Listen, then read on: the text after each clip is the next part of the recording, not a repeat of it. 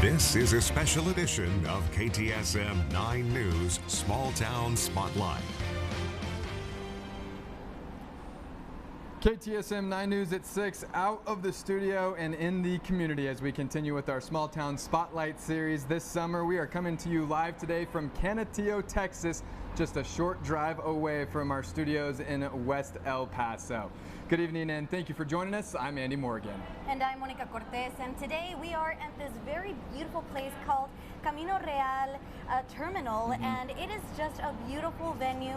It's up and coming, I want to say, and you can host here weddings, parties, anniversaries, anything. Maybe we should do our Christmas work party here. That's a good idea. We're gonna have to put in a word with the boss there, absolutely. And we've been doing this, of course, every Wednesday, and plan on doing it throughout the summer, of course. And we started in far east El Paso County. We had Tornillo, Fabens, Clint, Horizon, Socorro, and then I feel like San Eli, there you go. Shifted, of course, west a couple weeks ago with Anthony. Here we are in Canutillo and very excited to be here. It is so amazing, and we've learned so much about this beautiful small town, from the shaved ice to the gorditas to the charros.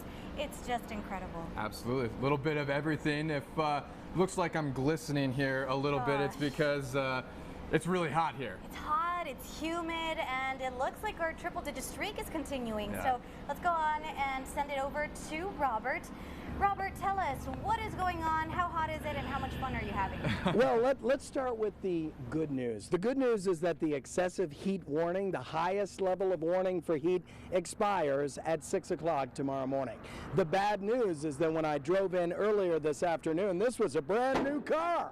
The heat is just killing me, but I hear that clapping. I hear that clapping, and every time I hear that clapping, I know that it's the Charlie Clark Automotive Group who loves the small town spotlight, and it don't matter if I'm driving a rust bucket, because they can change that, can't they, Bobby? Oh, yes, we can. We got a new car for you, Robert. Woo! Let's go turn that AC on and get on in it. There's a beautiful antique shop right here. We're going to take you on a little tour inside. As for the triple-digit heat, yes, it marches on. We're at day 27 today of triple-digit consecutive days. I'm going to have your full forecast. Maybe tonight we'll get an isolated shower. That's coming up in just a bit. Andy, Monica? I got to get myself a pump-up man like a Bobby Bone that Robert has. Bobby is just incredible. He will hype up the crowd anywhere he goes. Anywhere he goes. He's been doing it for 7 weeks now, as we are now in week 7 of our Small Town Spotlight series. I want to talk a little bit more about where we are right now. As Monica mentioned, we're at the Camino Real terminal here. Lots of really train-inspired themes here. You got some of the box cars and some of the trains and that and whatnot. And it's been a part of this community for dozens of years. Yeah, and you know what? The owner keeps renovating it. Actually, Andy, where we're at, he added this stretch. So it ended right behind us, and he added more to accommodate the venues. And we actually got to speak with him, and he tells a little bit more about this incredible venue. Check it out.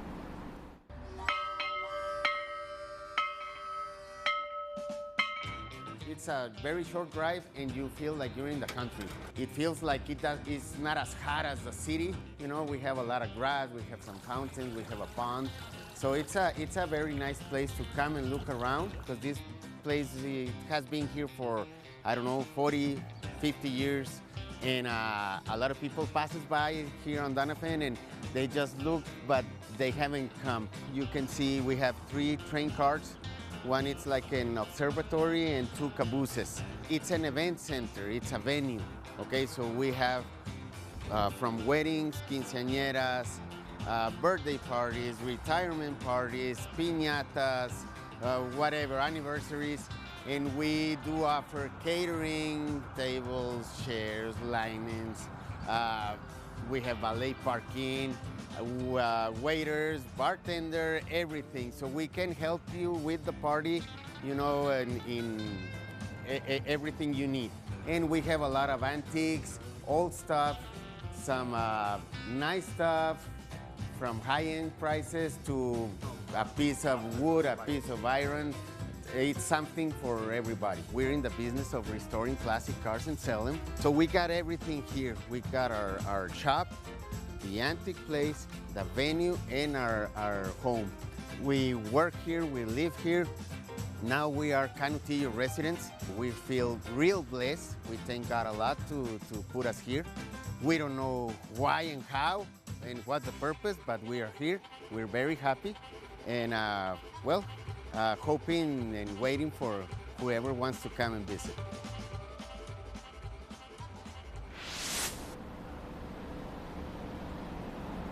Such a cool spot here, the Camino Real terminal. Really, really cool to see it kind of up and coming, as you kind of said, and really excited about the Small Town Spotlight series, especially because it's all about kind of pinpointing spots that maybe not a lot of people are familiar with. We're actually talking to the Canutillo cheer coach, who even told us, hey, this is the first time she's been here. She didn't even know it was here, and shining a light on it here tonight. And I love it. And as a matter of fact, if you come to this beautiful venue, there's this gorgeous water fountain. What is it? Yeah, it's like a fountain. Yeah. And it's beautiful. And apparently that's been around for quite some time. Lots of years, yeah. So it's something that you really want to come out and check out. And you know, Andy, I kind of want to switch gears a little bit, kind of going back to academics. And, you know, we are starting to see that Canutillo ISD is just booming. They're doing such great stuff. As a matter of fact, we are going to be talking to the superintendent, Dr. Pedro Galaviz. That's right. Tanya Davis is standing by. And Tanya, I think what's really cool for Canutillo ISD that Monica kind of just mentioned, a lot of new programs, a lot of new gadgets and everything that they're implementing in their curriculum. What more can you and Dr. Galaviz tell us? Hey guys, I am here with Dr. Pedro Galaviz, the superintendent of Canutillo ISD. Thank you so much for joining us here, sir. And we were talking about there are some new academics coming their way at Alderete Middle School. Can you tell me about that? What we're doing is we're deconstructing middle school. So actually we're the only middle school in the region, probably in the state of Texas, that really is offering career clusters. Like we've had a medical academy for some time. Now we're going to add law enforcement and we're going to add our teaching strands. So we're working with the workforce solutions, the borderplex. What are the needs of this? And so as we know from society, right, from this thing called social media, we need to hook kids earlier. So it gives kids an opportunity to learn those skills and training like law enforcement, criminal justice, to become a doctor, a nurse. Most of our kids, they get CPR certified. So it's also, again, it's along with the research. You hook up kids, they get some high school credit, and boom, they're off to a healthy and happy life. And this is all in the heels of being a district with back-to-back A ratings. So how do you all keep that momentum going? It's back-to-back-to-back. It's 3 A's, HEB. You know, we do it our job is to listen to the future. What are their dreams? What are the kids of today? What are their dreams? And create system and structures collectively to promote that dream. So it's always about changing. It's educational system. Sometimes we're so antiquated and we're so used to fear rather than listening to the dreams of our kids. Well, thank you so much, sir, for joining us today, and I'm going to send it right back to you all. Tani, thank you very much, and our thanks to Dr. Galaviz for joining us and talking to us a little bit more about Canutillo ISD. And we have so much to get to here from Canutillo, but at first we do want to get our news of the day. Absolutely, so we want to go ahead and toss it over to our very own Carla Draxler, who is in the studio. Take it away, Carla. Thank you, Andy and Monica. We start off with a 17-year-old teen who is now behind bars for burglary of business. According to the El Paso County Sheriff's Office, Alan Gutierrez was booked into the El Paso County Jail on a $10,000 bond, as we previously reported. The Beans and Burrito shared the surveillance video from their drive-through window that shows two people entering the store. The owner said in the Facebook post that the burglar stole their donation box that had some money in it. And moving across New Mexico, a tanker truck crashing and catching fire on I-10 by Las Cruces, closing down the highway for hours and disrupting traffic. New Mexico Department of Transportation has now opened I-10 in both directions. Several fire crews were able to bring the fire under control before 9:30 p.m. last night, and no injuries have been reported. The on-ramp from I-10 to I-25 is still closed at this time, and traffic is being diverted. That was your look at our top stories. Coming up, Robert has a look at your complete forecast. You're watching KTSM 9 News Small Town Spotlight. Do you want a changuito? You want to try it? This is how it goes. You're gonna really love this one. This is a flavor that is very popular, everybody wants a chango. I'm just gonna put pico so it won't be hot. And I want you to taste this one because these are our famous changuitos.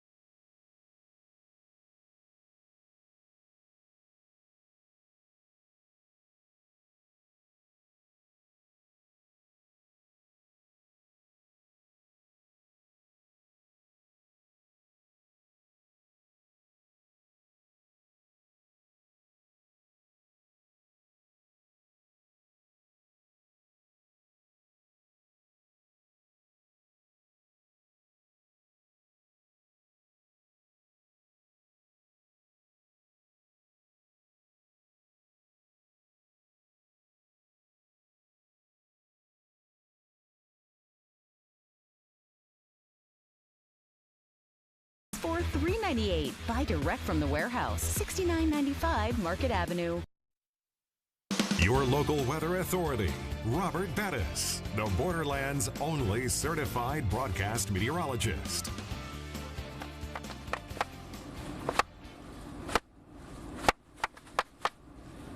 Now, everywhere I go, people start clapping at it because they love the small town spotlight. And remember, the small town spotlight could not happen without the Charlie Clark Automotive Group, and we're so grateful. How you doing back there, Bobby? Oh, doing amazing. We got some amazing talent here.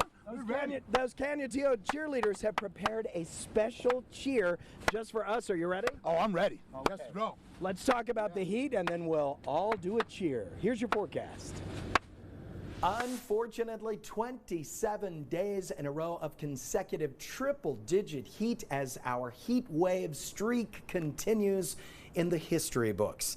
And no abatement to that heat ahead. We've got another hot day tomorrow. Your exclusive 9-hour forecast, high temperature 106. And yes, once again, we'll see that chance of isolated showers and thunder showers late day. 100 so far Alamogordo today, 106 Juarez, 102 Las Cruces, 98 Deming, and 100 at the airport. We remain under an excessive heat warning tonight until 6 o'clock tomorrow morning, and then we downgrade to a heat advisory for the borderland, but exercise caution. Now, those thunder showers may come in late overnight tonight. Here's your pollen count for Thursday and Friday at 5.3. High temperatures tomorrow: 102 Alamogordo, 103 Deming, 106 Juarez, 100 Van Horn, 101 at the Pass. Tonight for Las Cruces, 75, partly cloudy skies, isolated showers and storms that could develop late tonight. 105 the high temperature for tomorrow with a heat advisory in effect. 80 low temperature at the International Airport tonight, and like last night, showers late evening. 106 the high temperature for tomorrow with a heat advisory. Only KTSM gives you 9 full days of weather. We'll have that chance of isolated showers and thunder showers late evening Friday and Saturday as well. Sunday partly cloudy, 106. High pressure starts to build right back up, and we could be flirting once again with 110 by Wednesday. Okay, Canutillo cheerleaders.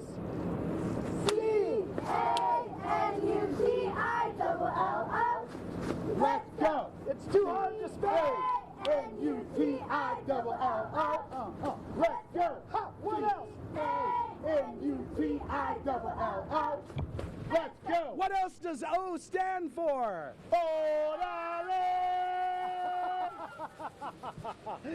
Oh, you've got to love the small town spotlight. Fantastic job. Hey, and thank you so much to Charlie Clark Automotive Group. We love you and your sponsorship. Yes. It's so good. Thank you for Aren't having these us. small towns fantastic? They're amazing. The talent's amazing. The people, they're amazing. It is. And I love it's it. wonderful. What makes El Paso great. It is what makes El Paso great. We'll have more KTSM 9 News coming up in just a moment.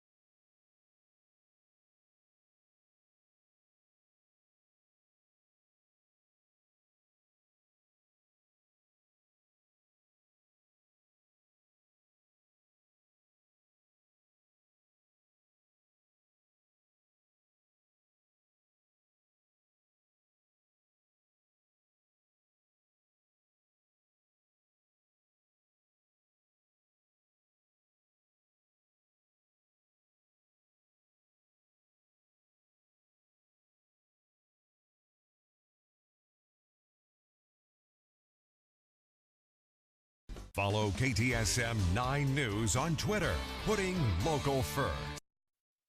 And now KTSM 9 Sports with Sam Guzman, sponsored by Glasheen Vyas and Enderman Injury Lawyers. Welcome back to KTSM 9 News' Small Town Spotlight Show, live from Camino Real Terminal here in Canutillo. Now, about 10 minutes away from here, you'll find Canutillo High School, and it's a must-see site for high school football. Two reasons: they've cranked out some really great football teams in recent years, and they have a really unique football field. KTSM 9 Sports Director Colin Deaver brings you the origin story of the turf they call Canutillo Blue. Canutillo football coach Scott Brooks hasn't forgotten his initial reaction to the idea of a blue football field at Lowenberg Stadium. What did you first think? I mean, when they were like, we're gonna put blue turf here. I thought it was crazy. The possibility was first brought up at a school board meeting in 2011. The superintendent at the time, I didn't even know about it, took a picture and had our emblem superimposed on blue turf. The idea took off from there. The school board, players, parents, and fans immediately got behind it, and 12 years later, it's Canutillo's calling card. It's unique to us. It gives us our own kind of brand, I guess. And we've had a lot of success on the blue, so I don't think I'd ever want to change it. The Eagles' blue turf was, of course, inspired by the original blue turf at Albertson Stadium in Idaho, the home of the Boise State Broncos. It's the greatest marketing tool in the history of college athletics, in my opinion. The connection between Canutillo and Boise State is even deeper now because current Broncos athletic director Jeremiah Dickey is an El Paso native and a Franklin High School graduate. Dickey says he didn't know about Canutillo's blue turf until we called him up for this story, but he's pleased to hear that Boise's influence has found his hometown. You know, it's a point of pride for me. You know, I love El Paso, and it's actually on my list now when I go home to go check it out. Boise's shtick since 1986 is now a real patent and trademark. Anyone that wants a non-green field actually has to ask for Boise State's permission to do so. I got a letter within a couple days that we could not call it Boise Blue, that it had to be blue turf. And I moved offices this year. I wish I still had it because we had a poster of the letter. They usually don't charge any money, but they do want everyone to know who did it first. Boise State's patent includes blue fields like Canutillo, but it extends to red fields like Eastern Washington, purple and gray like Central Arkansas, and even teal gridirons like Coastal Carolina. It's so much more powerful than just a football field. It's who we are, and it definitely represents something that I think we're really proud of in terms of our innovation. Off-the-wall fields, successful football teams, and dispelling urban myths. Haven't had a bird land on it yet. I mean, we had a bird, but not thinking it's water. Scott Brooks and Jeremiah Dickey will have plenty to talk about when they finally get to meet in person. Reporting from the blue turf, not to be confused with the Boise Blue, Colin Deaver, KTSM 9 Sports. Thank you, Colin. Sticking with the theme of blue, El Paso's Boys in Blue are back in business tonight. El Paso Locomotive FC will take on San Antonio FC in a very important USL Championship match tonight at Southwest University Park. This will be the second meeting between these two great clubs in the league. Last time these two teams played, it was an intense match that ended in a 2-2 draw at Toyota Field. Tonight, El Paso is expected to have the upper hand as it will have the home pitch advantage. Also important to note that these two clubs are tied for second place in the USL Western Conference standings and are playing for the Copa Tejas Trophy this season. So there's a lot on the line tonight. Kickoff is set for 7 p.m. at Southwest University Park. If you can't make it out there, you can catch the match on Estrella TV, channel 9.2, KTSM.com, or on ESPN+. There's a pair of big international matches tonight. The United States is taking on Panama right now in the CONCACAF Gold Cup semifinals. Score tied 0-0. Last check, game is in halftime. Over in the other semifinals match, Mexico playing Jamaica later tonight at 8 p.m. The winner of these semis will meet up in the Gold Cup final on Sunday at SoFi Stadium in Las Vegas, Nevada. America's grad Daryl Hernaiz is heading to Las Vegas today. Hernaiz was reportedly promoted to the AAA level of the Oakland Athletics farm system. Hernaiz's call-up comes after he was dominating at the AA level with the Midland Rockhounds. He hit .338 with 5 homers and 43 RBIs. This is another big step for Hernaiz in his pro baseball career. Now it's time to see if he can do the same at the AAA level. Over to the Hardwood, Urban and UTEP grad Kayla Thornton and the New York Liberty won its 4th straight game after beating the Indiana Fever earlier today. Thornton recorded 6 points, 4 rebounds, and 1 steal in the Liberty's 95-87 win over the Fever.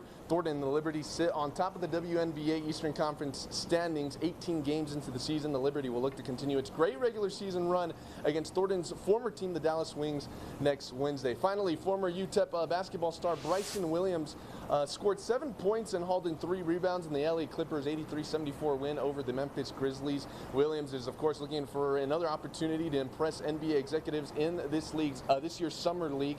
Williams and the Clippers are back in action Friday against the Clippers. And last thing to know, New Mexico State picked up a really great big man for the upcoming season. Yak, 6'11" center out of Australia. Spent the last 2 years at the NBA Global Academy. So head coach Jason Hood and his staff are continuing to construct a really good squad here over there in Las Cruces, so it should be fun to watch. But that's it for sports. So guys, it is hot out here, but it's so beautiful. I love this place. And you know, Sam, I kind of want to go back to your story, the blue turf. So I love that Andy and I were just talking about it, the Boise State athletic director is from El Paso. Yes, Franklin grad, and it's just crazy how the two points of the story came together. Yeah. You heard it in Colin's story there that the athletic director didn't even know that Canutillo had a blue field, so it was kind of shocking to him. But now he's made it a point to come there and come back and stop. So we got to see what happens. And then you got Canutillo too. They're not too far removed from that state Final Four appearance, of course, in football. So they got a rich history too when it comes to that program. As I said, must-see sight when it comes to football. Great teams, great players, and a blue football field. So does it get any better than that? Well, right? and great cheerleaders. Yeah, how about that? And cheerleaders, awesome. What a wonderful town. Big part of football. Big shout out to the cheerleaders. So, that's going to do it for this edition of the Small Town Spotlight Series live here from Canutillo. Make sure you join us next Wednesday at 5 and 6 o'clock. We're going to be live from Benton. Wow, Benton, you're next. All right, excited for that. KTSM 9 News Now with Estela Casas is coming up next.